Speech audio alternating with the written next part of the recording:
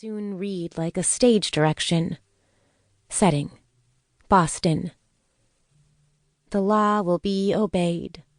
Chests, tables, dishes, domestic habits fall into line.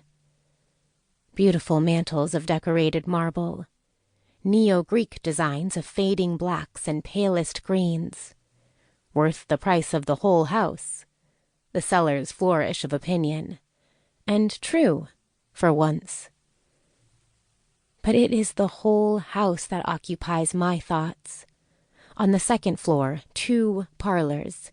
Grand, yes, but 239 is certainly not without its pockets of deprivation, its corners of tackiness. Still, it is a setting. Here I am, with my hibiscus blooming in the bay window. The other parlor looks out on the alley, between Marlborough and Beacon. There an idiot man keeps a dog on a chain day and night. Bachelor garbage, decay, bewilderment pile up around the man. I have the idea he once had a family, but they have gone away. I imagine that if the children were to visit, he would say, "Come to see the dog on a chain. It is a present." In the interest of the dog, I call the police. The man glances up at my window in perturbation, wondering what he has done wrong. Darwin wrote someplace that the suffering of the lower animals throughout time was more than he could bear to think of. Dearest love, Elizabeth. The beginning of June was hot. I took a journey, and, of course, immediately everything was new. When you travel, your first discovery is that you do not exist.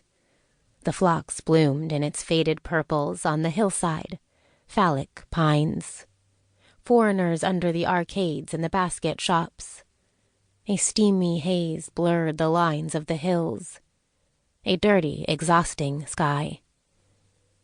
Already the summer seemed to be passing away. Soon the boats would be gathered in, ferries roped to the dock. Looking for the fossilized, for something, persons, and places thick and encrusted with final shape. Instead, there are many, many minnows, wildly swimming, trembling, vigilant to escape the net. Kentucky. That is certainly part of it. My mother lived as a girl in so many North Carolina towns they are confused in my memory. Raleigh and Charlotte. She hardly knew her own parents. They died quickly as people did then, of whatever was in the air, pneumonia, diphtheria, tuberculosis. I never knew a person so indifferent to the past. It was as if she did not know who she was. She had brothers and sisters, and was raised by them, passing their names down to us. Her face, my mother's, is not clear to me. A boneless, soft prettiness, with small brown eyes, and the scarcest of eyebrows, darkened with a lead pencil. 1962.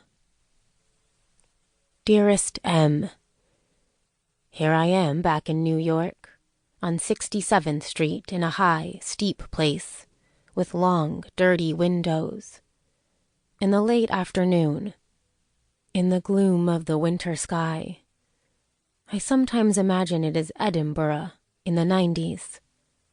I have never been to Edinburgh, but I like cities of reasonable size, provincial capitals. Still, it is definitely New York here, underfoot and overhead.